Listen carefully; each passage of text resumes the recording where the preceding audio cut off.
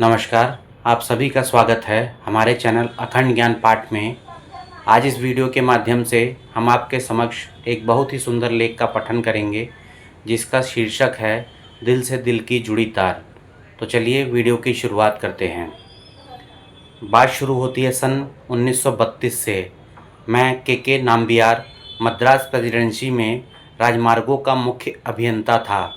उन दिनों मेरे एक मित्र ने मुझे मैं कौन हूँ नामक पुस्तिका दी। उसमें एक महर्षि का वर्णन था। मैंने पुराणों में तो महर्षियों के विषय में पढ़ा था, पर क्या आज के इस युग में भी महर्षि होते हैं? अपने मन की इस दुविधा को मैंने सैलम डिस्ट्रिक्ट बोर्ड के अध्यक्ष के साथ साझा किया। उन्हें वो मलयालम भाषा में लिखित पुस्तिका भी दिखाई। उन्होंने कहा, हाँ, सच में ये महर्षि ही हैं। यही नहीं, महर्षि से मिलने जाने के लिए उन्होंने अपनी और मेरी तिरुवन्नामलाई की टिकट भी करा दी। वो दिन आया जब मैं प्रेसिडेंट के साथ रमण आश्रम पहुंचा। महर्षि रमण को देखते ही न जाने भीतर क्या घटा कि मैं उनके श्री चरणों में दंडवत लेट गया। फिर उनके सामने एक स्थान पर बैठकर मानो जड़वत हो गया। मैं उनको देख रहा था और वो मुझे देख रहे थे। हम दोनों में कोई बात नहीं हुई, किसी ने कुछ नहीं कहा, लेकिन इस दौरान कुछ ऐसा घटा जैसे मेरा हृदय उनका हो गया और उनका हृदय मेरा हो गया। या कह सकते हैं कि एक अदृश्य विद्युत की तार मेरे और उनके दिल के बीच में जुड़ गई।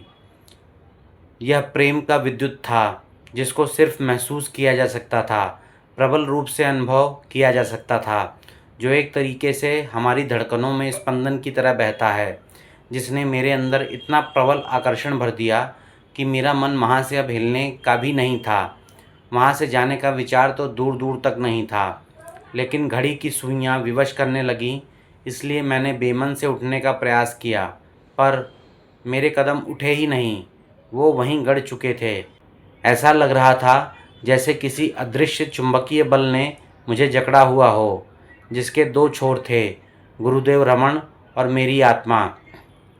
जैसे तैसे लंबे संघर्ष के बाद मैं रमणाश्रम से लौट पाया। अब देखिए, गुरु शिष्य संबंध की तार तो जुड़ चुकी थी, और जब तार जुड़ जाती है तो दोनों ओर से संवाद होता है। इस अद्भुत वार्तालाप से संबंधित मैं आपको कुछ घटनाएं बताता हूँ। उस दिन से मेरा मन हर पल हर क्षण कहता कि मैं किसी तरह पंख लगाकर महर्षि के आश्रम पहुँच जाया करूँ। यही भाव प्रार्थना बनकर भीतर गूंजने लगे। महर्षि, कुछ ऐसा कीजिए कि मैं जल्दी जल्दी बार बार आपके दर्शन करने आश्रम आ सकूं।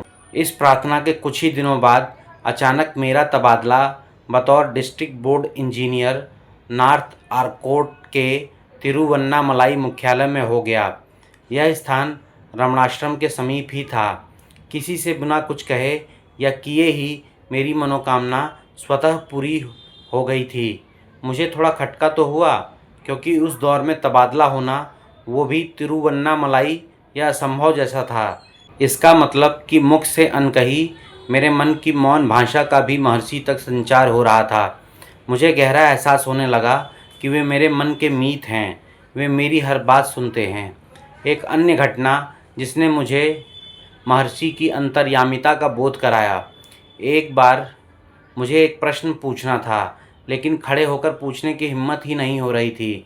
मैं बहुत समय तक अंतर्मन में संघर्ष करता रहा। साहस बटोरकर महर्षि के पास जाकर खड़ा भी हुआ, लेकिन कुछ कह नहीं पाया। बस उन्हें प्रणाम किया और अपने घर वापस लौट आया। भीतर वह प्रश्न अब भी प्रबल रूप से उबल रहा था। गहराती रात के साथ कब गहरी नींद में सो गया पता ही नहीं चला। रात्रि को स्वप्न में महर्षि ने दर्शन दिए और बड़े प्रेम से उसी प्रश्न का उत्तर दिया जो मैं उनसे पूछ नहीं पाया था। मेरे संकोच और दुविधा की सारी दीवारों को अपने स्नेह के प्रवाह से गिराते हुए उन्होंने मेरी आध्यात्मिक जिज्ञासा को दूर किया। साथ ही हम दोनों के बीच की झिझक को भी मिटा दिया, प्रेम के दिव्य संबंध को और प्रगाढ़ कर दिया। जब मैं सुबह उठा तो रात में देखा गया दिव्य स्वप्न याद आया। मैंने धन्य धन्य अनुभव किया। आंखों में अश्रु बहने लगे कि महर्षि, आप मुझसे कितना प्रेम करते हैं। आपने ऐसा संबंध जोड़ा है कि मन में प्रश्न उठता बाद में है, आप उसका समाधान देने के लिए मुझसे भी ज़्यादा तत्पर हो जाते हैं। इतनी दूर से प्रश्न पढ़ने और उसका उत्तर देने की कला आप ही जानते हैं। यदि यह वीडियो आपको पसंद आई हो तो वीडियो को लाइक करें, शेयर करें और चैनल को सब्सक्राइब करें। धन्यवाद।